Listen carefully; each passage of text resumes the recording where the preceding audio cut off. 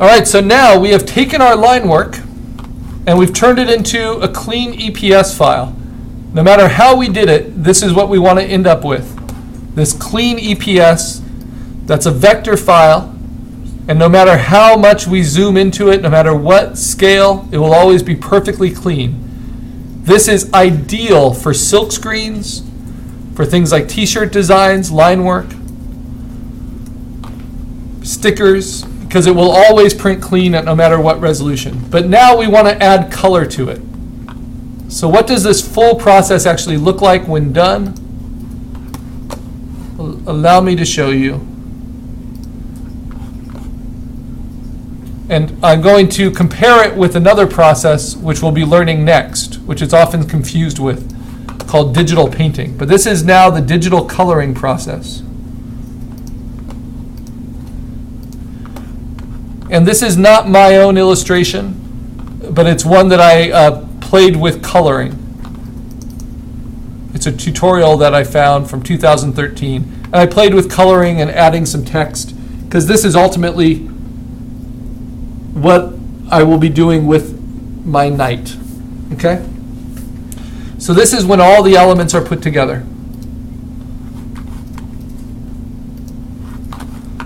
But let's turn them off one by one and get to the bare bones of it and see how this is all constructed. And it all comes from clean line work. Now when you add color behind real or implied line work, it is called digital coloring. So sure enough, we start with the smart vector layer.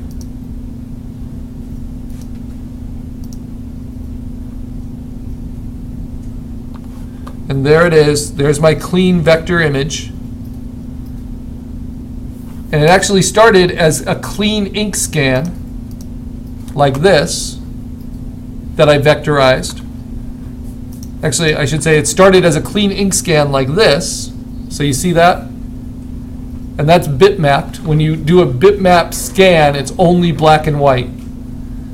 And so clearly doing a vector of that, smoothed it out a lot, cleaned it up a lot, was well worth it. And I did all of that on this image that was someone else created online. So just by making it a vector, I improved it quite a bit. Okay? And then I did a second pass of a vector that was kind of selectively darker and not so noisy. So you can see these gray dots are from my first vector pass, which I allowed a lot more noise and distortion to come through. And then this is from my second vector pass, where I wanted to just leave kind of the strongest marks. Okay?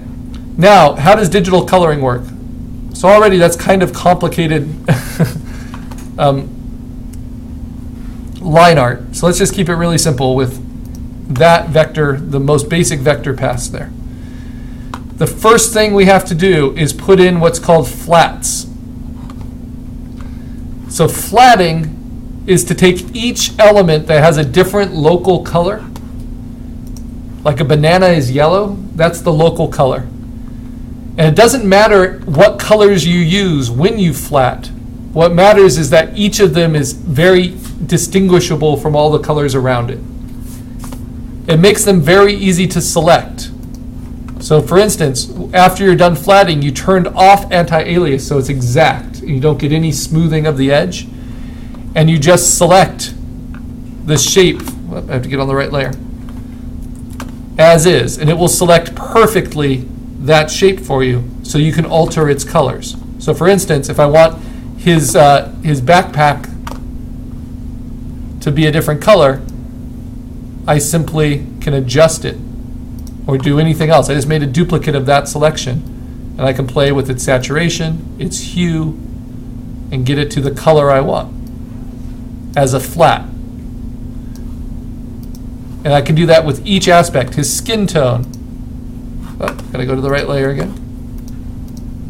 I can select it and it will give me all of that color everywhere. So his skin on his wrist, his skin on his neck, skin on his lip, skin on his face.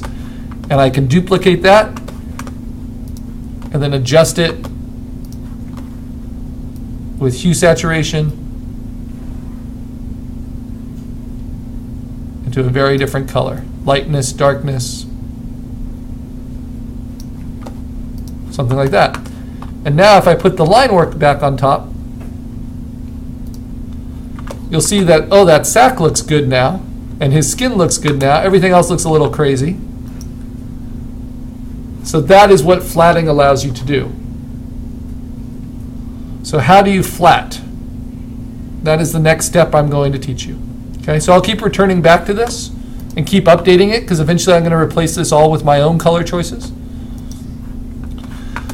When things are professionally flatted, and that's why I wanted to show you this, they choose really gaudy fluorescent colors, right?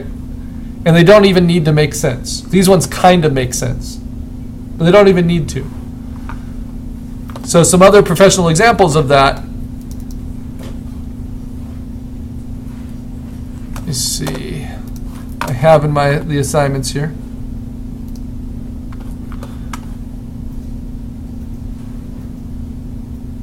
So this is how flatting works.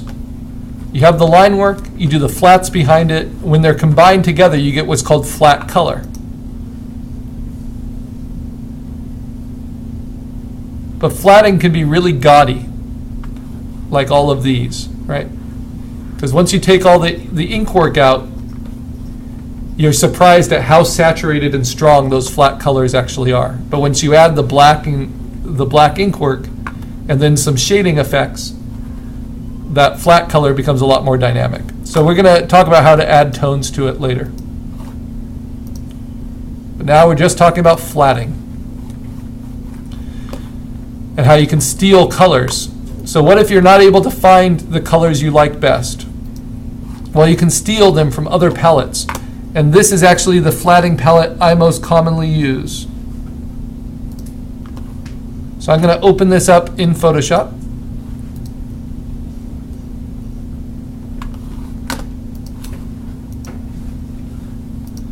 This is the flatting palette I most commonly use. I'm going to pull it out, shrink it down a little bit, and as I flat colors, I can steal right from here.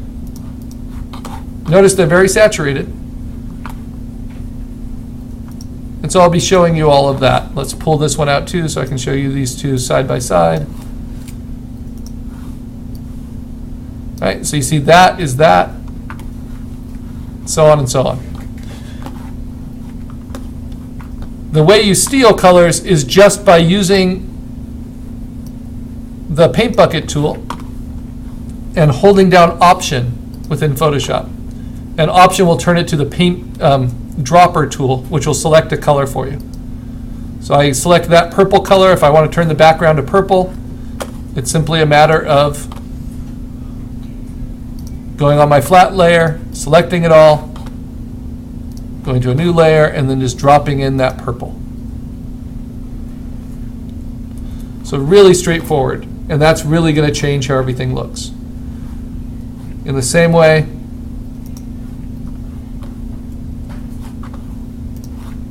I can change his tunic to a gray if I wanted to. Just by holding down Option, picking a different color, the concrete color here, and then just dropping it in.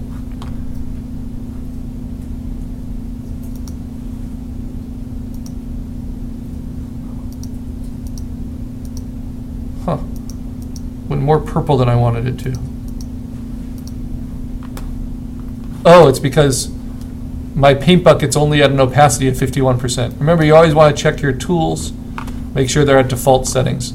So let's try that again. There we go. And the benefit of doing it with flatting is, notice I don't need to click on all of them that first time.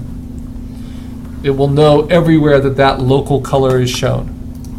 So far, what do I have? I have the background, I have the skin, I have the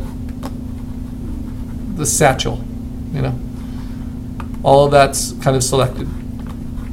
Eventually I'll get them all in. And then I'll start playing with shadows, and I'll start playing with gradients, and I'll start playing with special textures and all kinds of ways, which will all work no matter what background colors I choose.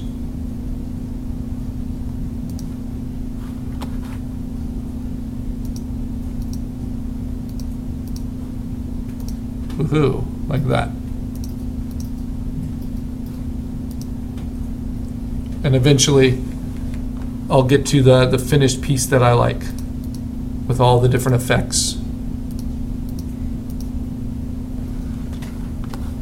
And then I'll add text to it. Ooh. So I called him Sir Napoleon of the Disquieting Bundle. It's a mouthful. But this won't make it into my collection. And then we can even color the line work. All right, so I'll return back to that. Now let me show you on my own the things I've worked from scratch for you. So with Sir Exxon here, or with any of these, this is link. This is where I brought the EPS in, because you always want to have your ink work as a black line work ink work. So let me set up the others like that. So none of these are set up like that. I can close all of these, save them. So I won't save that one because I could use that to show you. This is just a scan I cleaned up. I don't need that anymore. It's not a bad idea to save all this stuff just in case you want to make different decisions next time. But this is the one I'm actually going to work on, and this is the one that has the clean line work up at the top here, my text vector scan. So underneath that, I'm going to put a new blank layer, and I'm going to fill it just for now with white. Edit fill white. All you need for digital coloring is basically 3 layers. You need a blank white layer at the bottom, and then I'm going to rename my ink work to just black line work. You need that at the top. I think of it as a white bread piece of paper at the bottom, a dark wheat, like one of those really dark German breads at the top, and now I need a layer in between that are my flat colors. Okay, and if I'm flatting in a professional way, I will use these really gaudy, crazy colors and start flatting with those.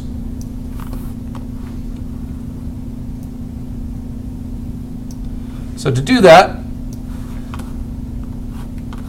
I first have to select what are the areas I want to flat. So an easy one is going to be this sword, the blade of the sword. Now this is pretty technical, but it's kind of like Illustrator. I'm going to use my lasso, and I'm going to draw around the sword. I don't need to get it perfect. Okay?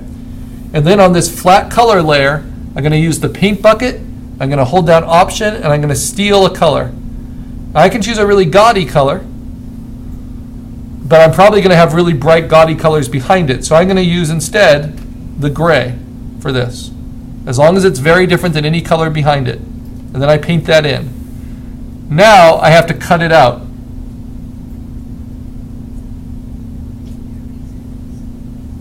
So this is actually an easy way, and this is often how I do it.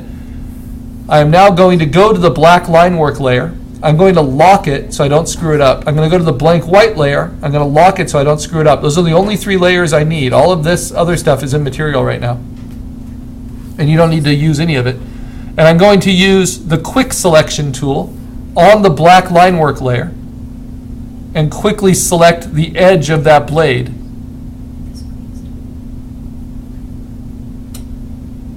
Up.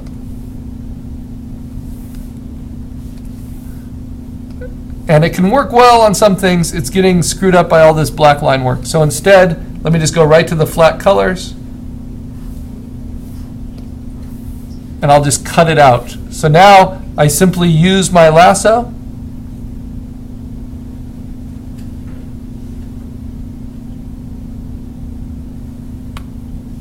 and I cut against it. I delete.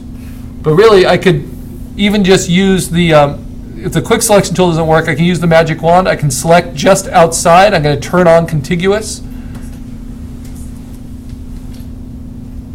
Select outside and then just delete. Not on the black line work layer because that's locked, but on my gray layer. So now